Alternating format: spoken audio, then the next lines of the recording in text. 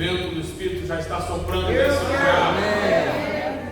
Que louvor abençoado. Feche seus olhos. Vamos orar. Pai, em nome de Jesus, nós queremos te agradecer pela tua presença neste lugar, nesta manhã. O Senhor está aqui, o teu vento está soprando e o Senhor está fazendo voltar à vida os nossos sonhos, voltar à vida os teus planos, os teus propósitos. O Senhor já soprou toda a estabilidade, todo medo, toda a insegurança. Nós temos a convicção que o Senhor está conosco. O Senhor é a nossa rocha, a nossa força. Avançaremos no poder do nome de Jesus, porque se Deus é por nós, quem será contra nós? Se Ele nos justifica, quem nos condenará? Pai, nós louvamos o teu nome, engrandecemos o teu nome e olhamos para o autor e consumador da nossa fé, convictos que Ele nunca nos deixará, jamais nos abandonará, mas Ele estará conosco todos os dias até o final. Senhor, nós louvamos, agradecemos e exaltamos o teu nome e clamamos nessa manhã, Espírito Santo, vem sobre nós, nos ilumine, nos inspire, nos dê sabedoria, inteligência, Senhor, discernimento, revelação, palavra de conhecimento, capacita-nos com dons espirituais, guia-nos na verdade e coloca a tua santa palavra em nossos lábios, para que a gente possa profetizar sobre os nossos secos e ver nascer um exército guerreiro do Senhor, que vai avançar e conquistar esta geração para Cristo Jesus. Cremos que já é assim no mundo espiritual e cremos que está acontecendo na terra. Ligamos essa palavra em nossas vidas no poder do nome de Jesus. Amém. Que louvor abençoado faz com a gente. É verdade. Oh meu Deus, é muito bom. Irmãos, eu vou continuar o treinamento, mas antes Deus nos convidou de dividir com os irmãos a palavra, está em Êxodo 2. Abra sua Bíblia, por favor, em Êxodo 2. Faz parte do treinamento, mas não posso deixar de fazer. A partir do versículo 11, eu quero que você veja o libertador Moisés, um libertador. Existem algumas semelhanças muito fortes entre Moisés e Jesus. E aí você vai ver que Moisés, ele vem depois de 400 anos de escravidão do povo no Egito. E aí nós vamos ver Jesus também vindo depois de 400 anos do silêncio de Deus. Você vê no nascimento de Moisés a morte daquelas crianças. Você vê no nascimento de Jesus a morte daquelas crianças. Você vê em Moisés um libertador que vai fazer uma libertação geográfica, tirando o povo do Egito e levando para Canaã, uma terra que emana leite e mel. E você vai ver Jesus tirando o povo do inferno e levando para o céu, para a Nova Jerusalém, uma terra que também emana leite e mel. Você vê em Jesus, em Moisés, a lei de Deus. Você vê em Jesus a graça de Deus. Você vê em Moisés sinais e maravilhas, mas você vê em Jesus um homem maior do que Moisés, onde está o filho unigênito do Pai. Moisés é um tipo de Jesus, e Jesus, ele é, vamos colocar assim, a personificação do Deus vivo caminhando sobre a terra, o avivamento em pessoa, a libertação em pessoa, a cura em pessoa, o poder em pessoa caminhando sobre a terra. Moisés é só uma sombra do que viria a ser Cristo Jesus. Toda a Bíblia aponta para Cristo. Cristo é o centro de todas as Escrituras. E tudo que se cumpre na pessoa de Jesus Cristo, nosso Senhor. Moisés aqui vai começar a entender, e Deus falou muito forte comigo nessa manhã, que tem propósito para as nossas vidas, mas tem ciclos. E nós precisamos entender isso. Veio hoje, que há uma diferença. Ela precisa ter um discernimento sobre o propósito e o ciclo. Propósito é aquilo que Deus me criou para fazer. Propósito é aquilo que, quando eu estou vivendo, a paz não pode ir embora. Propósito é aquilo que traz realização para a minha vida.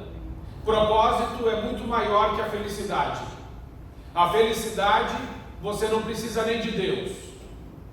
Para ser feliz, o homem não precisa de Deus. Porque a felicidade, ela é refém e sempre será refém das circunstâncias. Quando as coisas vão bem, nós estamos felizes, mas quando as coisas não vão bem, nós ficamos tristes. Felicidade não precisa de Deus. Felicidade precisa de planejamento e de que tudo te vá bem, de que tudo dê certo. Você planeja uma viagem e você sai daqui, vai fazer uma viagem e deu tudo certo, o avião não caiu, você chegou lá, já começou bem a viagem. Chegou lá, era para fazer sol, fez sol. A comida você comeu, não te fez mal, não deu dor de barriga, você passou bem. E ainda, com a graça de Deus, não voltou duro, porque as viagens, né? Viagem inesquecível. Você divide em 10 vezes. Se alegra uma semana e não esquece dela o ano inteiro por causa da parcela. Não foi uma viagem inesquecível. Você pagou a viagem, voltou. Aí você olha para trás na sua linha do tempo, você marca ali, na sua linha do tempo, esse momento foi um momento feliz. Por quê? Porque eu planejei, eu me preparei, as circunstâncias colaboraram e eu digo assim, na minha história, este momento foi feliz. Isso é bom? Isso é bom. Mas isso não é o que Deus tem. Porque quando nós entendemos que isso é uma coisa boa, a gente abre o calendário no início do ano e o que a gente procura? Olha para o irmão que está do seu lado e fala assim, é feriado. Entendeu? O que você está procurando? Você está procurando qual é o outro momento que você será feliz. Porque você entendeu que a felicidade acontece naqueles momentos. E aí você fica refém de uma felicidade comprada, de uma felicidade planejada, de uma felicidade que você construiu. Ela não será suficiente para preencher as lacunas do seu coração, para preencher o vazio existencial. Por isso que shopping não resolve a vida de ninguém. É uma alegria na hora que você compra, uma tristeza depois. O vale da sombra e da morte vem. Chega no mês seguinte uma cartinha escrito urgente. É a sua alegria. E a sua alegria vai pro ralo. Então, nós temos que entender que existe o propósito de Deus. O que é o propósito? O propósito tem nada a ver com a felicidade. O propósito é maior que a felicidade. O propósito de Deus na nossa vida engole a felicidade. Porque no propósito de Deus, nós conseguimos conviver com os maiores dramas da nossa existência sem perder a nossa paz. Então aconteceu uma tragédia. Aconteceu algo ruim, veio uma situação que você não tem controle, e aí essa sua situação se instalou. Imediatamente, a tendência é que a sua paz vá pelo ralo. A sua alegria que estava com você, de repente ela foi embora. Por quê? Porque aquela situação, aquela notícia, aquela circunstância pegou e roubou a sua paz. Mas quando você está vivendo o propósito de Deus, você tem convicção no seu coração que todas as coisas cooperam juntamente para o bem daqueles que amam a Deus e que foram chamados segundo o seu propósito. Então, por pior que seja a notícia que você receba aos seus olhos, ela foi uma bênção. Porque você não conhece o amanhã. É o Senhor que sabe. Não é? É o Senhor que sabe. Então, se você recebeu uma notícia que não foi boa, glorifique a Deus. Ela não foi boa aos seus olhos. Deus não perdeu o controle. Deus sabe o que está fazendo. Ele é o governador, sustentador. Ele é o dono de todas as coisas. Ele domina todas as coisas. Ele sustenta todas as coisas com a sua mão poderosa. Ele ainda é o Rei dos Reis e sempre será. E se você é de Deus, e se a sua vida está nas mãos de Deus, não se preocupe. Tudo está cooperando para o teu bem. Amém. E no final de tudo você vai entender. Não é verdade isso na vida de José?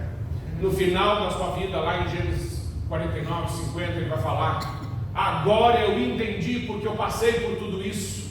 Agora eu entendi porque eu fui vendido para os ismaelitas. Agora eu entendi porque eu fui parar naquela cadeia. Agora eu entendi porque eu fui para a casa de Potifar. Agora eu entendi porque eu sofri todas essas coisas. Foi para salvar a vida de muita gente.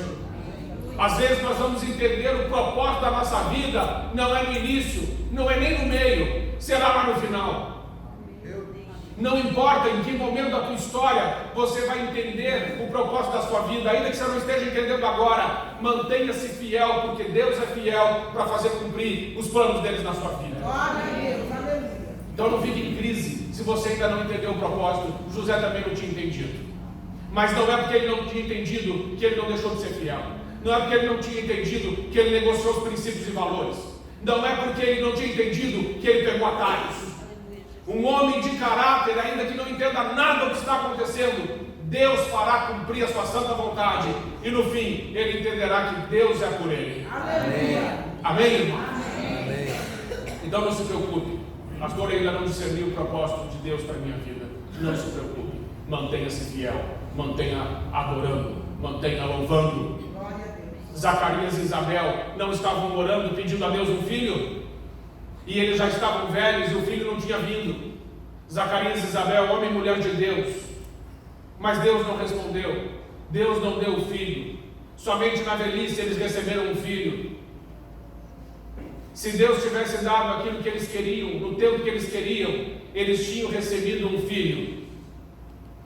Mas como Deus deu João Batista no tempo certo, na plenitude dos tempos, Zacarias e Isabel não tiveram um filho. Zacarias e Isabel tiveram o filho, porque João Batista é o maior homem nascido de mulher sobre a terra.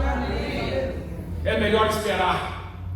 É melhor esperar, porque se fizermos do nosso jeito, podemos até ter o que queremos, mas será só uma coisa. Mas quando Deus dá, Deus não dá uma coisa, Deus dá a coisa. Deus dá o presente.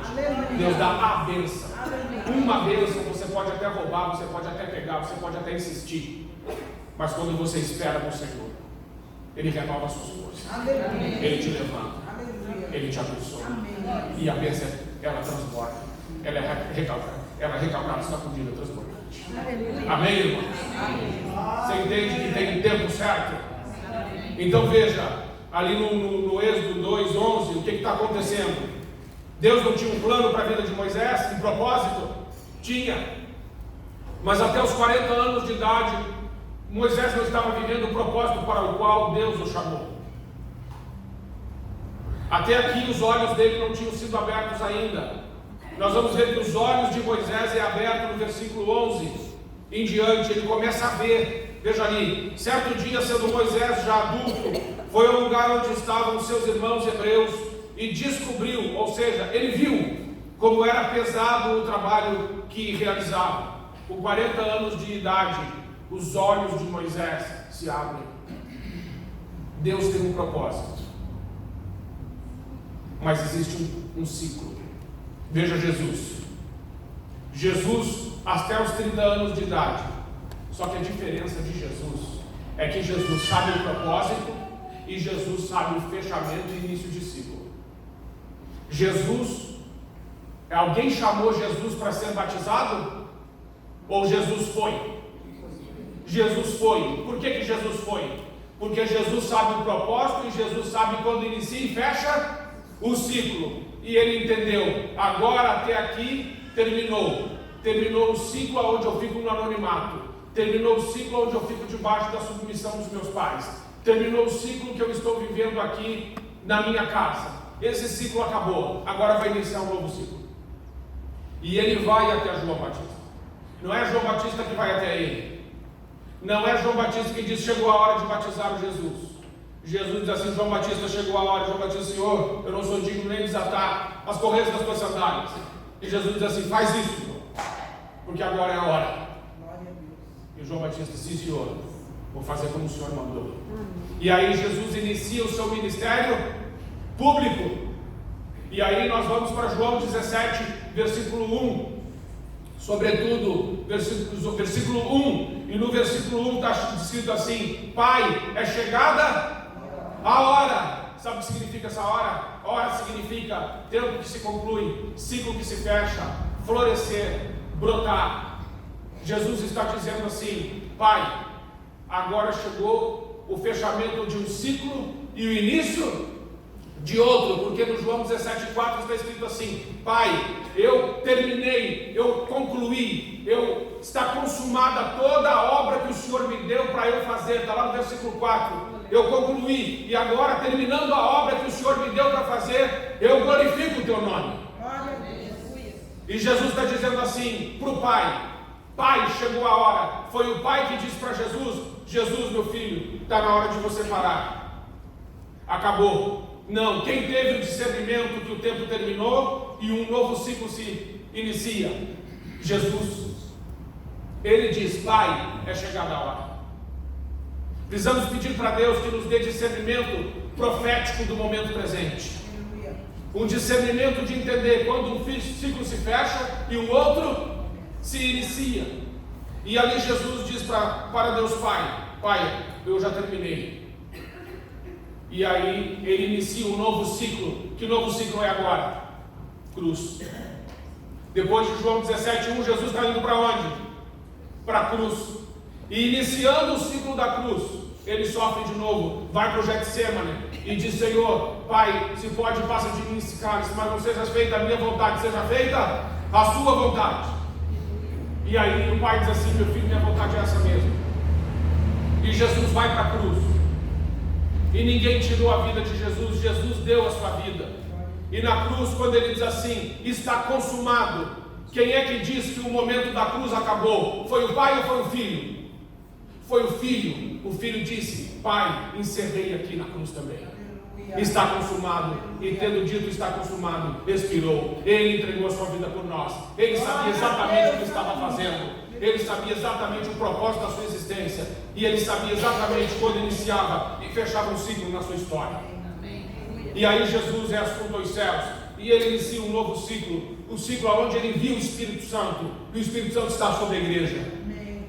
Mas ele disse: esse ciclo vai fechar quando eu voltar, porque eu vou voltar. Quando ouvirmos o ressoar da trombeta do arcanjo lá no céu, Jesus vai rasgar o céu, ele vai descer com miríades e miríades de anjos, e os mortos ressuscitarão, e depois nós nos encontraremos com ele nos ares. É o que diz a Bíblia. E Jesus vai encerrar esse último ciclo e entregar tudo nas mãos do Pai. Aleluia. Meus irmãos, o meu sonho, o meu desejo e o meu pedido a Deus: Senhor, ajuda-nos a entender o propósito da nossa vida. Amém. E ajuda-nos a entender quando inicia e fechamos um ciclo. Amém. Precisamos entrar e sair na hora certa daquilo que Deus está nos mandando fazer. Amém, irmãos? Amém. Então veja agora isso na vida de Moisés. Então ele começou a enxergar. Há um momento na nossa vida que a gente começa a enxergar. Certo dia, sendo Moisés já adulto, foi ao lugar onde estavam seus irmãos hebreus e descobriu, ou significa, ele viu, ele entendeu, ele compreendeu como era pesado o trabalho que realizava. Viu também, olha, de novo ele está vendo, viu também o egípcio espancar um dos hebreus. Correu olhar por todos os lados e não vendo ninguém, matou o egípcio e escondeu na areia. No dia seguinte saiu e viu, ele não para de ver, veja que o texto fala que ele não para de enxergar mais agora. No dia seguinte ele saiu e viu 2 hebreus brigando. Então perguntou ao agressor: por que você está espancando o seu companheiro? O homem respondeu: quem o nomeou líder e juiz sobre nós? Quer matar-me como matou o egípcio? Moisés teve medo e pensou: com certeza tudo isso já foi descoberto. Quando o faraó soube disso, procurou matar Moisés, mas esse fugiu e foi morar na terra de Midian. E aqui, irmãos, o momento que Moisés entendeu o propósito de Deus para a sua vida, significa que ele estava preparado para viver esse propósito. A Bíblia está mostrando que ainda que a gente entenda qual é o propósito de Deus para a nossa vida, não significa que na mesma hora que nós entendemos o propósito, está na hora de realizar o propósito. Porque Moisés aqui, ele começou a ver, ele percebeu, ele começou a enxergar, veio o entendimento, as escamas dos seus olhos caíram, ele entendeu por que ele nasceu, o que ele está fazendo aqui. Mas a Bíblia vai dizer que ele, vendo tudo isso, ele como libertador toma uma atitude, e a atitude que ele toma é de matar aquele homem. E a Bíblia diz que olhando de um lado para o outro, não vendo ninguém, Moisés o matou. Quando nós olhamos de um lado para o outro, antes de fazer alguma coisa, sabemos que estamos fazendo uma coisa errada. Ele verificou se tinha alguém olhando. Mas quem faz as coisas na luz não precisa fazer essa verificação. Quem faz as coisas na luz pode fazer em paz. Todos podem ver as obras que são feitas na luz. Aleluia. Mas Moisés teve que matar, e depois de matar ele precisou esconder. Ele enterrou o egípcio na areia. E aí ele teve medo. E depois ele fugiu. Então, ainda que você discernir o propósito de Deus para a sua vida, não significa que você está preparado ou preparada para sair fazendo.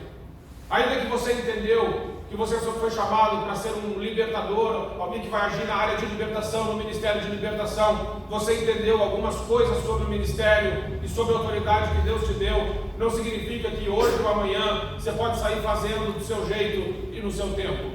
Você precisa respeitar o ciclo. Primeiro ciclo da vida de Moisés é um ciclo de 40 anos no Egito.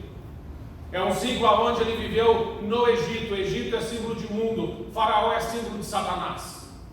Ele estava vivendo no mundo sobre um governo maligno. Ele não estava ainda em intimidade com Deus.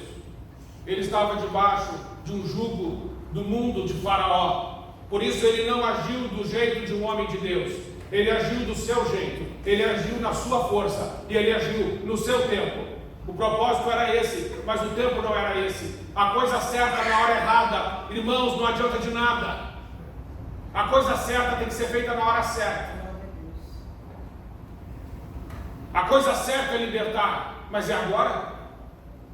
Precisamos discernir o momento profético. Precisamos discernir o tempo presente. Pedir para que o Espírito Santo nos ilumine. Porque se a gente for fazendo, nós podemos cometer esses erros aqui. E por causa disso, durante esses 40 anos do Egito, ele não conseguiu. Porque aqui não está escrito nesse capítulo que Deus falou com ele. Você não vai encontrar. Não está escrito nesse capítulo que ele orou. Não está escrito nesse capítulo que ele teve alguma revelação. Não está escrito nesse capítulo que Deus deu alguma ordem. Só está escrito que ele viu, que ele enxergou e ele tomou uma atitude. Mas essa atitude não foi no espírito, essa atitude foi na carne.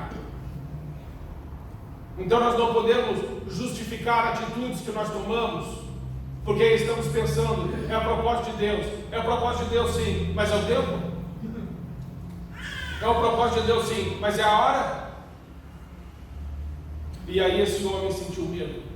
E ele fugiu, ele estava no jugo do Egito. No jugo do Egito é um jugo aonde Moisés não tinha tempo nem para pensar. No Egito a gente não consegue pensar. O Egito é um símbolo de um mundo. Veja nesse mundo. Que hora você acorda para trabalhar? 7, 6, 5, 4, 3, 2, 1. Que horas você acorda para trabalhar? Você acorda para trabalhar, você tem assim aquela energia, você acorda assim e fala, oh glória, estou cumprindo o propósito, abre a Bíblia, canta um louvor, dorme dos ossos secos, já sai expulsão dos demônios. Fala assim, vou tomar esse cafezão agora, eu vou, esse pão vai torrar na minha boca, não precisa nem esquentar, de tão quente que eu estou, entendeu? É assim que você acorda todo dia. Você acorda assim, ó, Jesus. Quando a gente está no Egito, a gente não tem essa disposição. E aí no Egito, o que acontece? Trabalho. E você trabalha. E chega no final, não chega no final do mês, chega no dia 20. Você não sabe mais o que é um bife. É macarrão, é salsicha, miojo. Entendeu? Você começou como Salomão. Está terminando como Mefibosete. É assim que é. É ou não é? É ou não é, gente? É assim. E a nossa vida aqui nesse mundo é difícil. E Moisés estava ali no mundo, vivendo debaixo do governo de Faraó. E é como é aqui. Nós temos um monte de problemas para resolver. Nossa vida não é tão simples e não é tão fácil.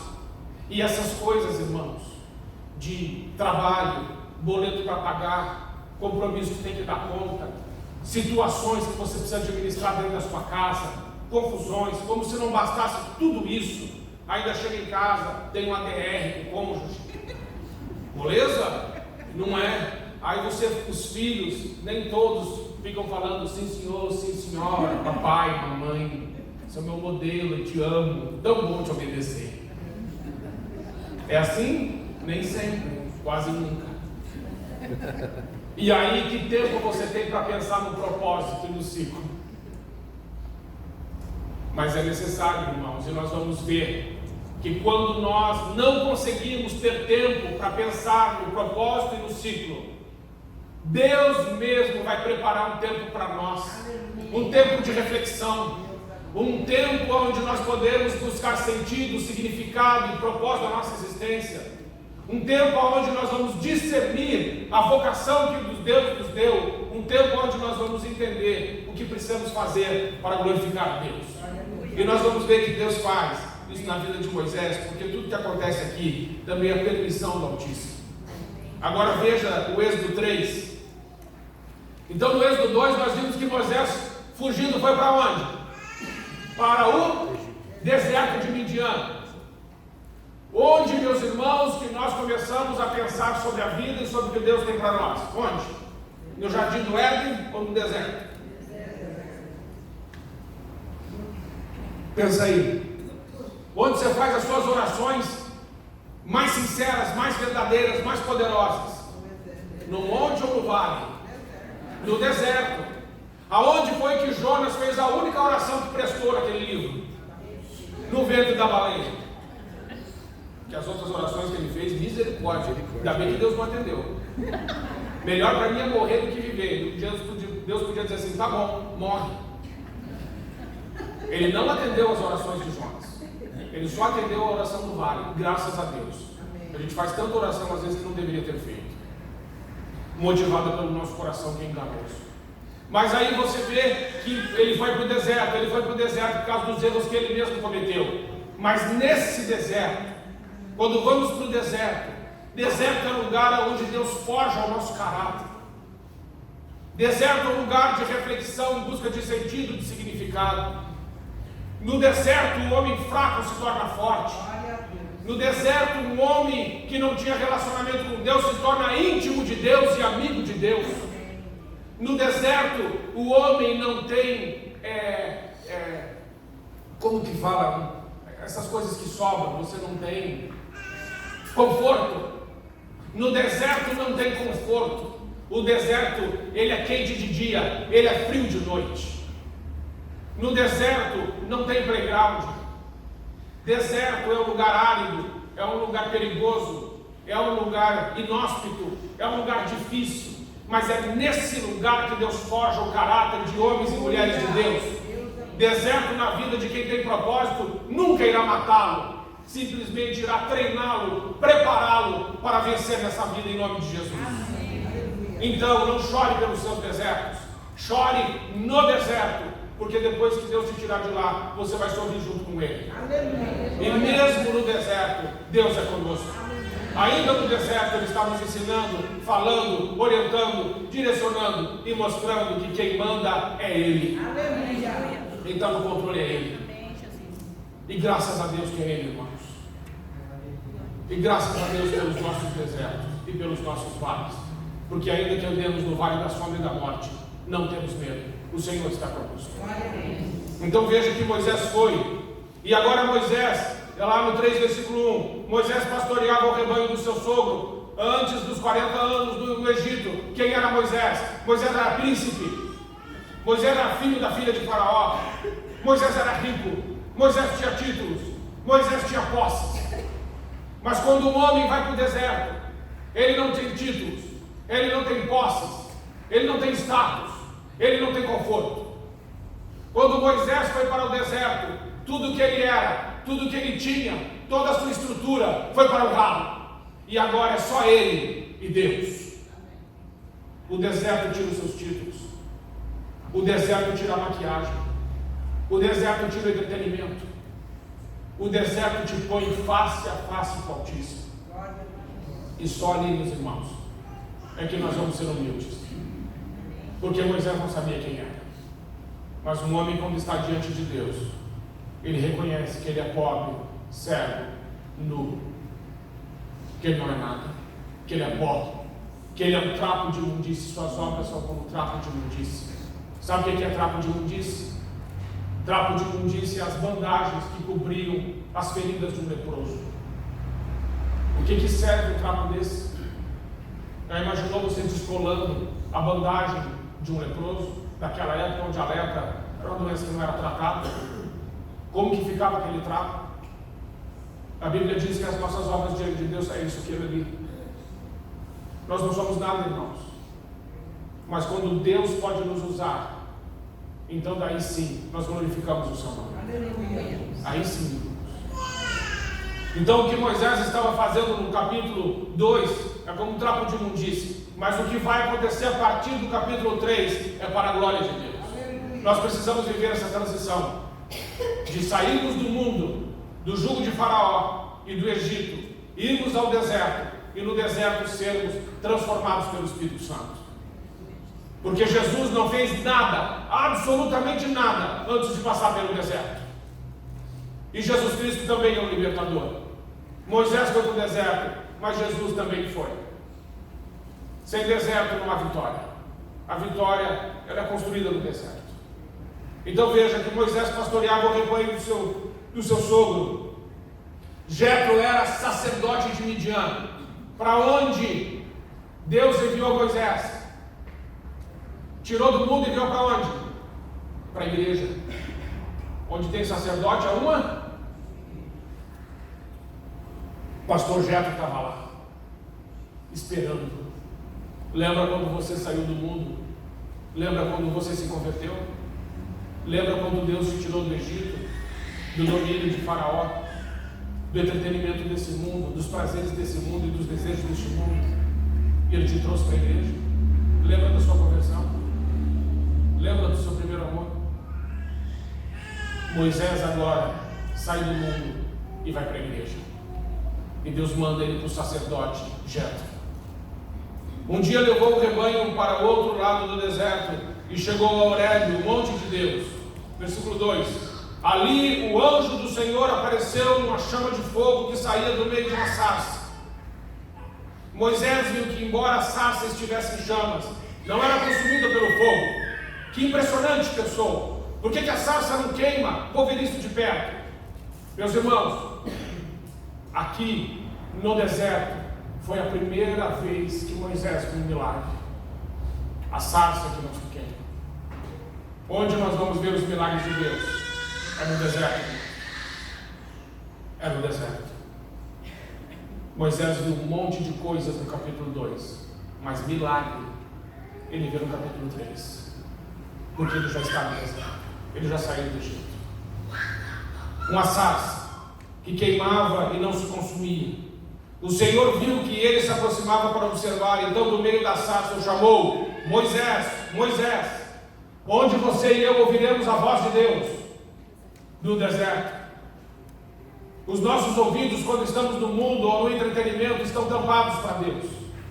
Mas quando estamos no deserto, nossos ouvidos se abrem e nós ouvimos claramente a voz de Deus. E ele respondeu: eis-me aqui. Então disse Deus: não se aproxime e tire as sandálias dos pés, pois o lugar que você está é terra santa. E disse ainda: eu sou o Deus do seu pai, o Deus de Abraão, o Deus de Isaque, o Deus de Jacó. Então Moisés cobriu o rosto, pois teve medo de olhar para Deus. E agora, no deserto, Deus se revela a Moisés. É no deserto que você recebe revelação de quem Deus é. De quem Deus é na sua vida, de quem Deus é na sua família, do que Ele pode fazer na sua história. É no deserto. Disse o Senhor: de fato tenho visto a opressão sobre o meu povo no Egito, e tenho escutado o seu clamor por causa dos seus feitores, e sei quanto eles estão sofrendo. Por isso desci para livrá-los das mãos dos egípcios, e tirá-los daqui para uma terra boa e vasta, onde há leite e mel com fartura, a terra dos cananeus, dos hititas, dos amorreus, dos ferezeus, dos heveus e dos jebuseus. O que Deus está fazendo agora?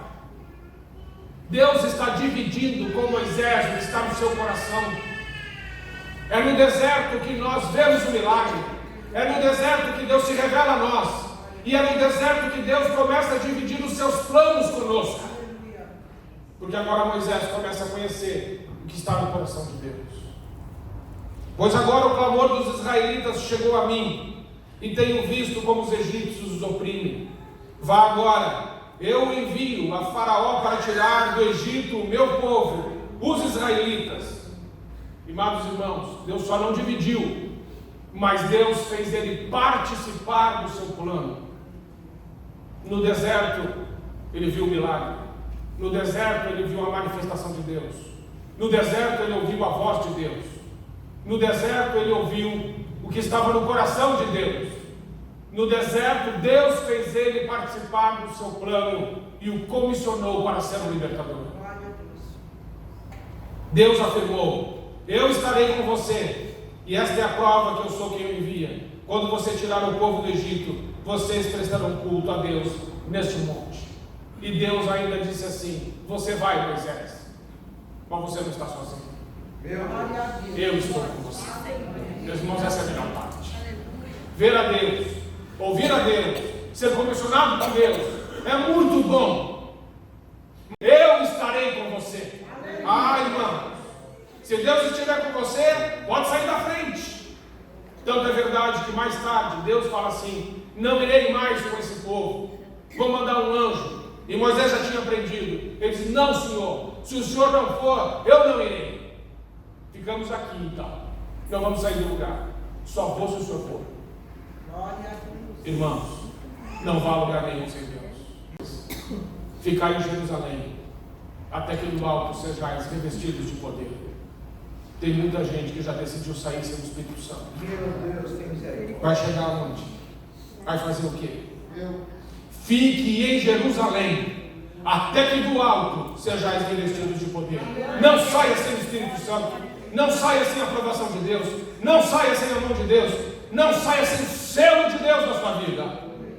Porque você não vai suportar. Você não vai suportar. Moisés perguntou: quando eu chegar diante dos israelitas e lhes disser: o Deus dos seus antepassados me enviou a vocês, e eles me perguntarem qual é o nome deles, que lhes direi? E agora Deus diz o seu nome. E ele diz para Moisés: eu sou o que sou, Moisés.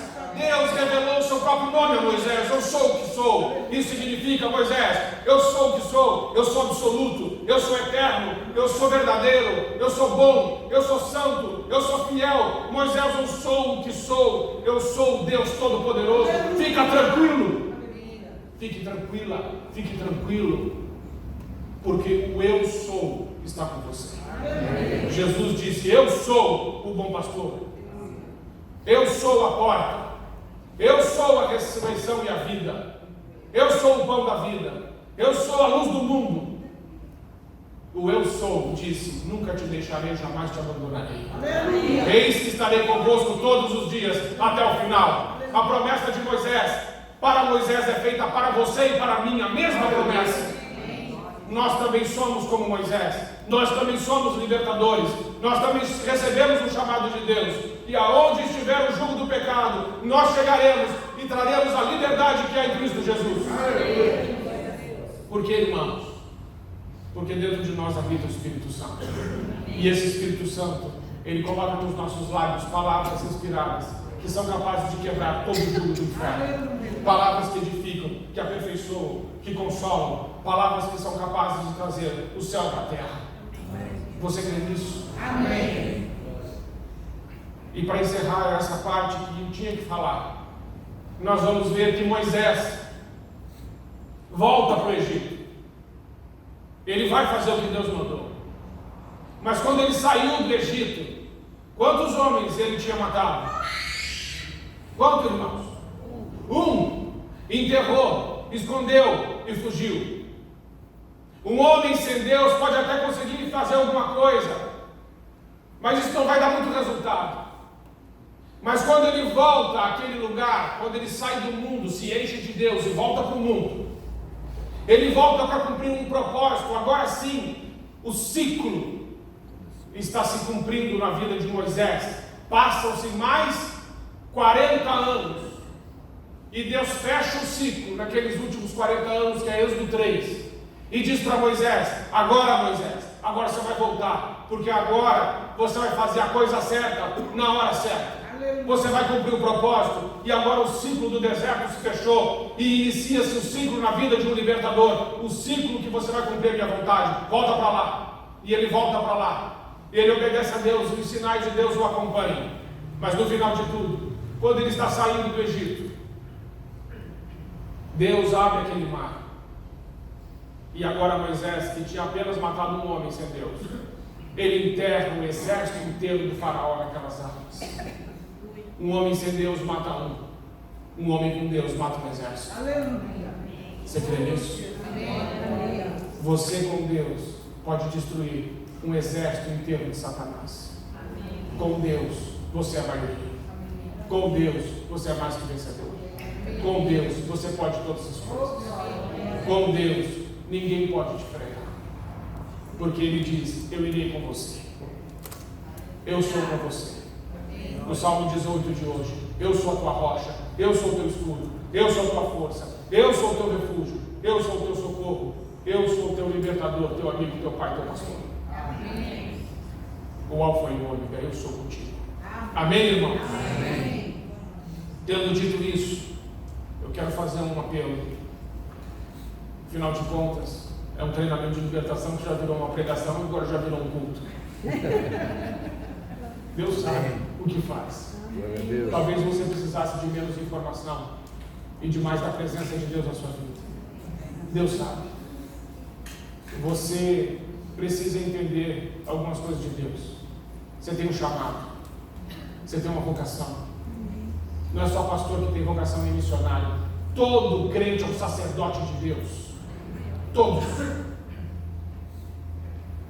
Talvez Deus está aqui e Deus não te chamou para você ser Moisés. Talvez você está aqui e Deus te chamou para ser Jetro.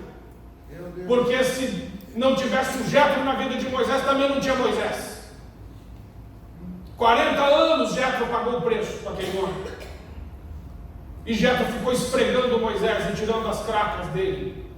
40 anos. Quantas conversas Moisés teve com Jetro para esvaziar as amarguras dentro do seu coração? Quantas voltas no parque Barigui do deserto eles deram? Quantas conversas eles tiveram até que Moisés pudesse chegar um momento de ser alguma coisa na vida? Sem Jetro não tem Moisés. E ele ainda deu a filha dele para o Moisés. Ô pastor, bom demais. Isso significa o quê? Significa que ele disse: Moisés, agora você é um membro da minha família. Irmãos, Jetro foi mais que um pastor. Jetro foi um pai. Jetro foi um pai. Depois Jetro foi avô. E talvez quando chegou o tempo de Moisés partir, acho que Jetro já nem queria que ele fosse.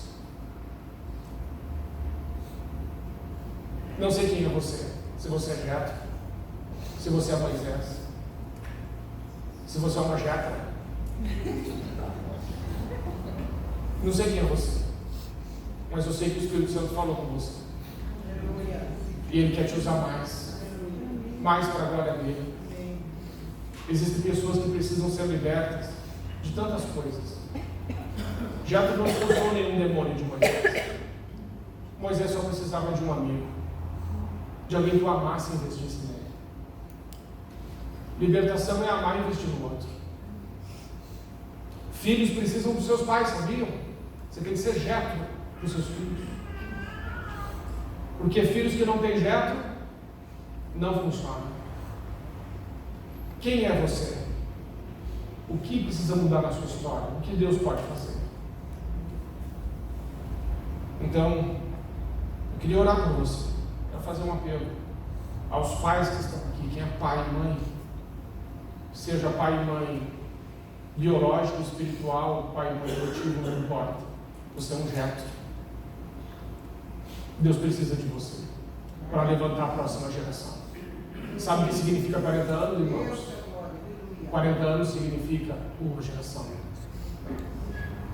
Jetro quase não aparece. Ele aparece pouco.